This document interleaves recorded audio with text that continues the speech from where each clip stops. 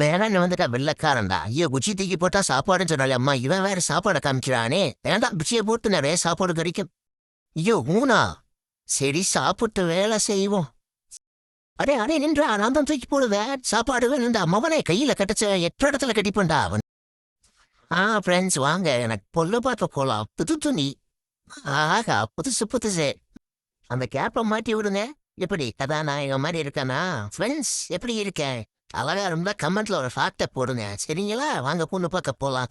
தாத்தா என்ன பண்றான் இருக்கேன்? இல்ல போடு.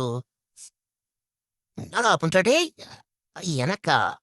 ஆனா இருங்க ஓனரு, சாப்பாடு தட்டு எடுத்துட்டு வரேன். வந்துடுற இருங்க. ஆடா பச்சை துரோகி, சிவனேன்னு தூங்கிட்டு இருந்தவன ஆசை காமிச்சு மோசம் பண்ணிட்டியடா. ஏண்டா எவ்வளோ பெரிய பீஸு டஸ்ட்பின்ல போட்டியடா. டேய் அவளை தக்கலாம் மாப்பிள, சாப்பாடு கிடைக்கிண்டா மாப்பிள, தக்கலாம் அப்படிதான்டா. சாப்பாடு சாப்பாடு சாப்பாடு சாப்பிடு, தக்கலாம் தக்கலாம் மாப்பிள, சாப்பாடு. தக்கலாம் தக்கலாம் தக்கலாம் போடு, தட்டே தட்டே டிசும் டிஷும் போடு. தக்கலாம். இந்த சாப்பாட்டுக்கார என்னவெல்லாம் பண்ண வேண்டியதா இருக்குது. இந்த ஓனருக்கு இருக்கன வச்சுக்கிட்டு. மக்களே, இது மாதிரி ரியாக்ஷன் வீடியோவோட நாளைக்கு வரேன். அது வர வெயிட் பண்ணுங்க, லைக் பண்ணுங்க, சப்ஸ்கிரைப் பண்ணுங்க. ஆண்டில் தென் சுதப்பாம இருந்தாலும் சிரிக்காம இருக்காதீங்க. தாத்தா.